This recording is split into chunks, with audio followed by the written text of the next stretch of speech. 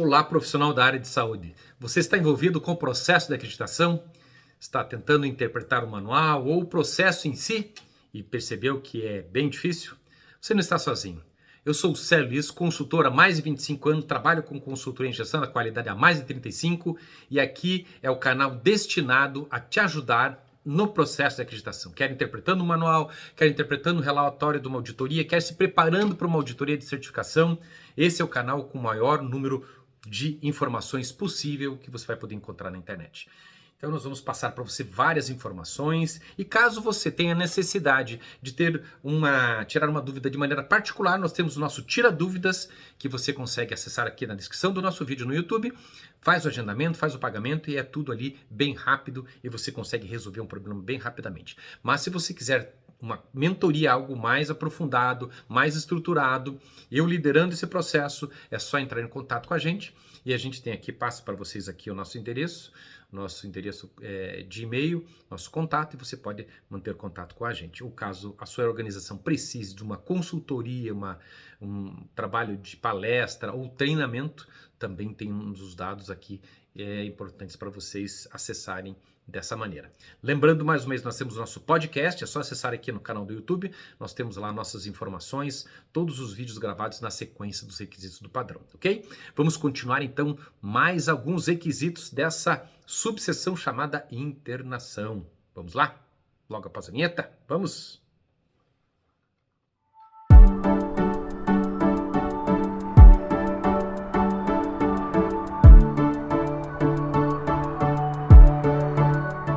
Vamos lá trabalhando então com o Manual da Acreditação ONA, NA de Serviços Hospitalares, e aqui nós vamos trabalhando diversas formas de você entender esse assunto. Vamos lá então para o nosso requisito inicial.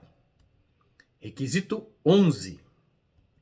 Estabelece plano interdisciplinar da assistência com base no plano terapêutico definido, considerando o grau de complexidade e dependência. Pessoal, aqui nós estamos falando do plano interdisciplinar da assistência, algo um pouco mais complexo, um pouco mais elaborado. E, basicamente, o que é a orientação do manual? A equipe essencial estabelece todas as etapas do plano de cuidado, o plano interdisciplinar de assistência.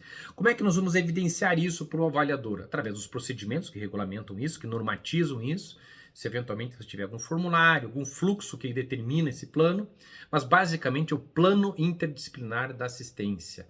Como é que funciona esse plano interdisciplinar da assistência? Eu nunca ouvi falar, basicamente, como é que se poderia traduzir? Então, basicamente, pessoal, você pode traduzir isso num procedimento regulamentando as seguintes fases.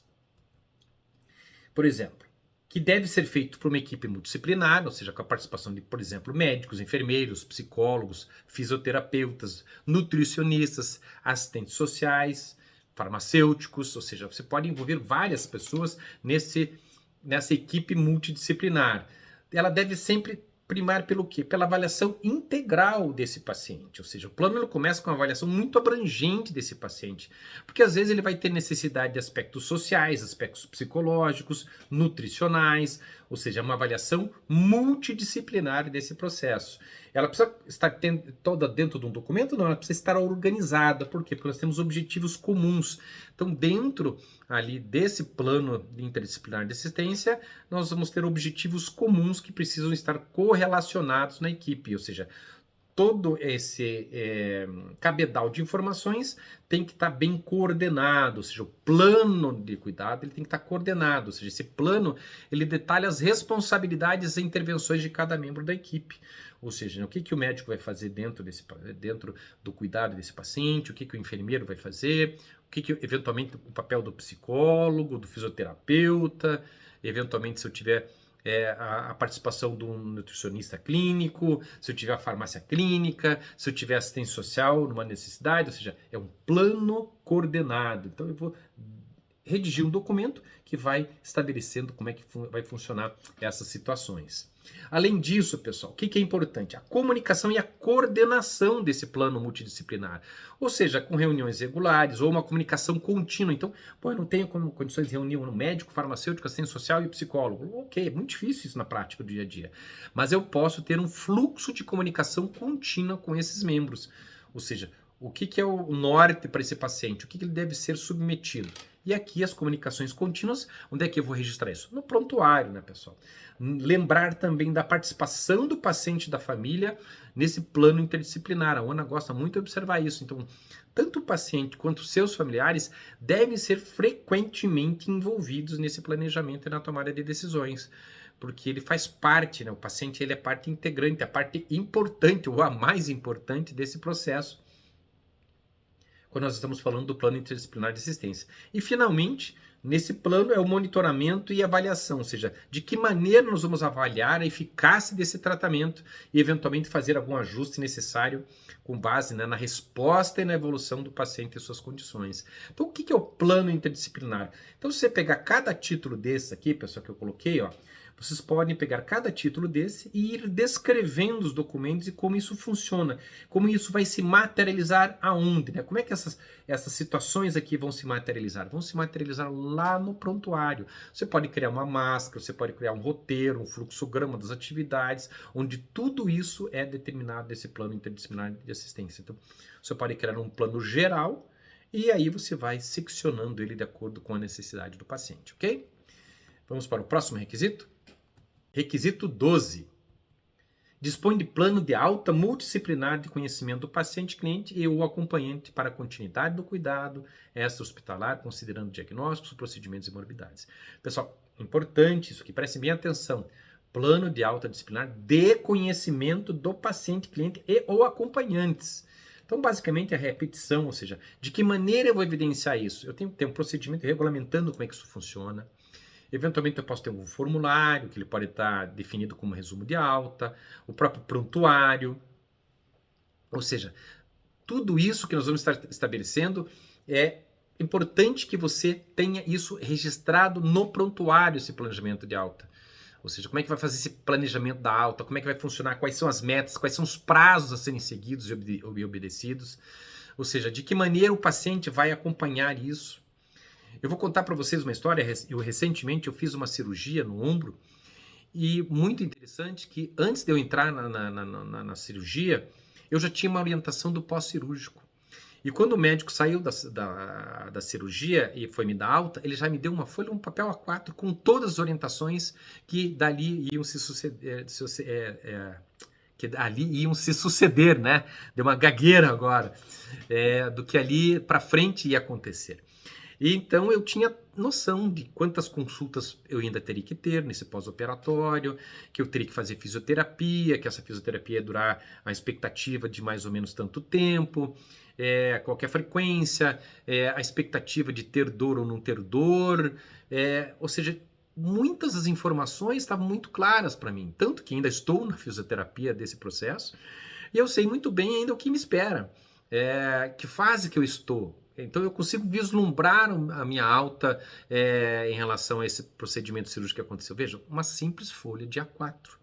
Me deixou tranquilo, me deu informações, eu não preciso ficar ligando para o paciente, para o médico, não preciso ficar ligando para a secretária, fazendo o médico deixar de atender, ficar atendendo o telefone, porque a informação já está clara, já está disponível. E isso está registrado no prontuário também.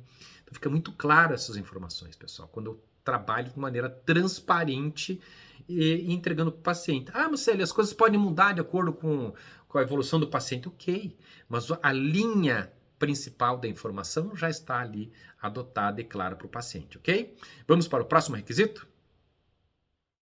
Requisito 13. Promove o envolvimento do paciente-cliente e o acompanhante a respeito dos seus procedimentos, riscos e planos terapêuticos. Lógico, a equipe multidisciplinar deve compartilhar as decisões importantes com o paciente. Ou seja, eu tenho que informar o paciente, participar dele do que vai acontecer. Isso vai estar regulamentado no procedimento, no prontuário, em informativos, ou seja, a comunicação entre o paciente, entre os profissionais da área de saúde e o paciente. Lembrando sempre que essa comunicação tem que ser clara, tem que ser objetiva, tem que ser acessível. Eu não posso ter uma comunicação com o paciente técnica que eu não entendo o que está acontecendo. Que eu preciso, isso está claro, ele tem que ser adaptado à necessidade do paciente, ao entendimento do paciente. Então, essa comunicação das decisões tem que estar muito clara, o paciente tem que estar muito tranquilo em relação à informação. Às vezes ele não vai ficar tranquilo em relação à tomada de decisão, mas em relação às consequências das decisões, isso tem que estar muito claro. Então, basicamente, é isso que a Ana quer, o envolvimento do paciente e acompanhante. Como é que isso vai evidenciar isso numa eventual auditoria? Isso no registro do prontuário, que essa informação foi passada para o paciente, e o que ele achou daquela informação, e os informativos, que você pode tornar rotina, entregando ao paciente as informações, deixando tudo muito claro, ok? Próximo requisito. Requisito 14. Identifica os riscos assistenciais do paciente cliente e estabelece ações de prevenção para redução da probabilidade de incidentes. Pessoal, redundante, né? Já vimos isso na seção 1.2. Se você pegou esse vídeo agora, sugiro que você entre na descrição do nosso vídeo. Lá embaixo tem um link para o podcast da seção 1.2, Gestão da Qualidade e Segurança. Lá nós vamos falar bastante sobre a identificação de riscos assistenciais. Aqui eu só reforço o que já foi dito lá, pessoal. Né, que a gente vai evidenciar através de procedimentos, de formulários, de fluxos, de mapas de risco e de contingência. E sempre reforçando, não adianta ter um mapa de risco e uma contingência se eu não treinar os colaboradores, ok? Próximo requisito. Requisito 15. Cumpre as diretrizes dos protocolos de segurança do paciente alinhado à política de segurança do paciente. Pessoal, a orientação é seguir os protocolos de segurança do paciente. É o protocolo de identificação, protocolo de queda, né? Ou seja, todos aqueles protocolos que você tem que seguir, de acordo, né, com o Ministério da Saúde, e você tem que seguir esses protocolos. Então, basicamente, você cumprir essas diretrizes dos protocolos de segurança do paciente, que eu deixo aqui, inclusive, que relacionado para vocês quais são, caso você tenha esquecido quais são os protocolos de identificação do paciente. Então, basicamente, é você adotar isso e verificar uma evidência como que você demonstra que esses protocolos estão sendo seguidos, né? São chamados protocolos de adesão.